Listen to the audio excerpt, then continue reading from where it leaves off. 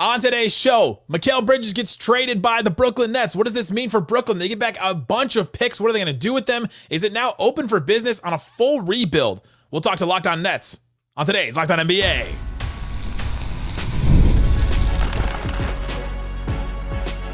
All right, here with Doug Norrie from Locked On Nets talking about the Mikal Bridges trade. Doug, the Nets just rebuilt and reset with one fell swoop. Yeah, I mean, this is I'm rarely floored by anything that happens in the NBA because most things are just kind of, I don't know, it's some derivation of something that's already happened. This is pretty unprecedented. This one made me shoot out of bed, honestly. and we ran to record about it. But trading Mikal Bridges, just the Nets and the Knicks trading anybody, that would be grounds for a pretty big story. The fact that it's your borderline franchise player, the Knicks give up the entire draft from here till our kids are in college and beyond, and then resetting it past that with getting the picks control back from Houston. There are not many examples in the NBA of something like this happening, especially in such a short time. So there's a million ways to dissect this, but just on a high level, this is one of the truly sort of wow moments you get in the NBA. Absolutely. For the Mikal Bridges trade, that you get 5 firsts, the Nets get 5 firsts in this. Is he worth 5 firsts? What kind of player are the Knicks getting in this?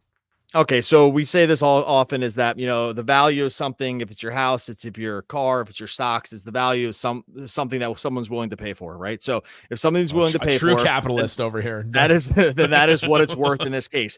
Sometimes what helps make increasing the value is when all your best friends want you to do something and they mean a lot to that organization and they mean a lot to that organization as well. And that can sometimes make you overpay because that's just what the guys in there want. So is he worth it? They get a very, very good player who fits in perfectly with the Knicks do. He's on an amazing contract. He had a very down year, mostly from the fact of being miscast in a role that he was just sort of not ready for in a system that wasn't really built to maximize his talents. And he looked worse because of it. Is he worth this? I think they probably found the team that would have given this many picks. I don't think this would have happened in too many other situations because it wouldn't have been, quote, worth it because everyone else didn't go to college with this guy. But where's Amari Spellman? Is he still credit? Ryan Arcidiacono, they got to bring him back. But in general, the Sean Marks was able to find the one partner that he knew probably would risk overpaying, and if they all got together behind closed doors ahead of time and just kind of shook hands about it, and that's the way the NBA business gets done at this point, that's what it is. So credit to Sean Marks. I think on this one, it's never easy to trade with someone that is going to be a subway ride away from your fans, seeing especially if they go off and do really, really well. That's not an easy thing to do, which is why the Nets and Knicks never ever trade with each other. But so doing it with that team, but getting back all of the picks from now to what feels like infinity, there's something to be really said for that. That return, you guys in the Locked On mock draft that we did, were shopping everybody and trading off everybody. Your co-host Adam was sending me messages deep into the night of about all that, trading everybody. Did you guys think that a full rebuild like this was going to start, or do you even think that this is a full rebuild? Let's start. Oh, it's a full rebuild for sure. Because the thing is, it only really works coinciding with the next thing that happened, which was getting their pick control back from Houston. Yeah, right. What we advocated for a long time was trading Bridges under the one caveat that they also, when doing that, had to find a way to get back the pick control back from Houston. They had to get the 225 swap back and get that removed, get the 26 pick back, and be able to really control their own tanking destiny. It was going to be one thing to trade Bridges, which is why when the Bridges trade comes in first and it's the 5 picks, I'm like, wow, that's pretty crazy. They still have this other problem, which is if they are bad, then it just kind of feeds Houston's coffers to then basically snap call the second trade, which, I mean, obviously we're working in conjunction with each other. Within minutes of that meant that they kind of planned. It was, I'm sure it was, if this, then that, and if not this, then not that, right? I don't think they were going to do it both ways. So I think that, is it a reset? Yeah, of course. I mean, this is as down to the studs as it gets. They don't have anybody now. But when you're headed toward a Cooper Flag draft and you can And by the way, they have the Knicks pick, which is unprotected. Knicks are probably going to be good next year. They have a Milwaukee. They got back a Milwaukee 1 through 4 protected, which is probably also not going to be good. But they're going to go into an awesome 25 draft with a chance to control their way into Cooper Flagg, Ace Bailey, one of these guys, and Dylan Harper, plus 2 other picks. That is a full reset if there ever was one. All right, we've kind of beat around the bush here a little bit. Explain the Nets Rockets trade that you said it was like a contingent for the Mikal Bridges trade, where they're swapping picks. Because all of a sudden, Woj tweets, and I read it out loud, and a friend of mine goes, "You're just speaking a different language to me. Like they swapped this pick for this pick and this one for this one." Explain the deal, why they did it, and why this was so important for the Mikal Bridges deal to even go through. Okay, I hope I get this right, because there's been a lot of information. You kind of do at some point need a spreadsheet to track like all the picks and all the swaps and who has control of what. Basically, what I believe happened, and I feel this is probably pretty much what it is they essentially traded back the Nets owned the 2027 and 2029 Phoenix picks, which were highly coveted picks because with the Phoenix maybe headed the death train down the track, those picks could have looked really good in a few years if everything kind of fell apart there. They traded those 2 picks for essentially the Rockets picks that had control from the James Harden trade, which was the 2025 swap, which was a really important one, obviously, because of how big that draft class is, and just the 2026 outright. Now they were going almost locked into swapping with the Rockets next year because there was almost no chance they were going to be better than the Rockets. Like they were right. So they were, which by the way, is what we saw this year. They just conveyed a number 3 pick overall to Houston. That one did not come back. Houston is still taking that pick.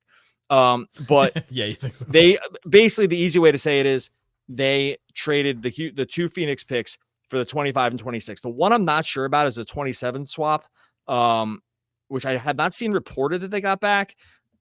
And so that one could still be in Houston's hands. I'm not positive. So forgive me for not having like every little piece of information here. There's a lot of picks traded. That is the one I'm just like not 100% sure on, but that 27 swap. So I'd be shocked if they didn't get that back too. I just haven't really seen that exactly expressly reported from anybody. So it's still unclear. OKC mixes in with the swap thing, but I feel very confident in saying the Rockets trading back the swap extinguished that part of the OKC swap with Brooklyn. So long story short, they get all their picks back. The problem the Nets had is they didn't have their picks. They have pretty much all of them back now. By the start of the season, who would you be shocked is still on the Brooklyn Nets that is currently on the roster? I'd be shocked if Dorian Finney-Smith was on the roster, although I could be talked into. See, the Nets at this point actually probably don't need to do much else. Like now, now they can probably sit back and wait. They already have an absolute tank commander in Ben Simmons who makes all the money and barely plays like on the team. Like they could swap him though into worse money somewhere to get capital back. Like, if a team wants them, if a team wanted to attach something and get off like Levine or get off Beal, like one of these other guys, Simmons' contract, which expires, doesn't look too bad to do that. And Nets, who are going to be bad and can just sit these guys out or whatever and not worry about it. Like they're in an okay situation there. So I know that's not what you asked, but you asked is who's going to be on, who be shocked still on the team. I think that right now it probably looks pretty much like it looks now. And as the season goes, it'll look different. They are not at risk of being good now. The only risk the Nets have is being good because they need to be bad. They need to lose a lot of games this year to get in to spike those draft odds. The roster they have now is at no risk of being good. I think that there's lots of different ways it can go. I think it brings the Nick Claxton free agency into real question about whether or not they even need to try to overpay him or not. They aren't incentivized to do that at all.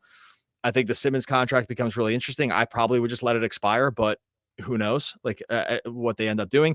Cam Johnson probably is a guy that fits a lot of other teams' needs. If he's healthy, I could see him not being on the team anymore.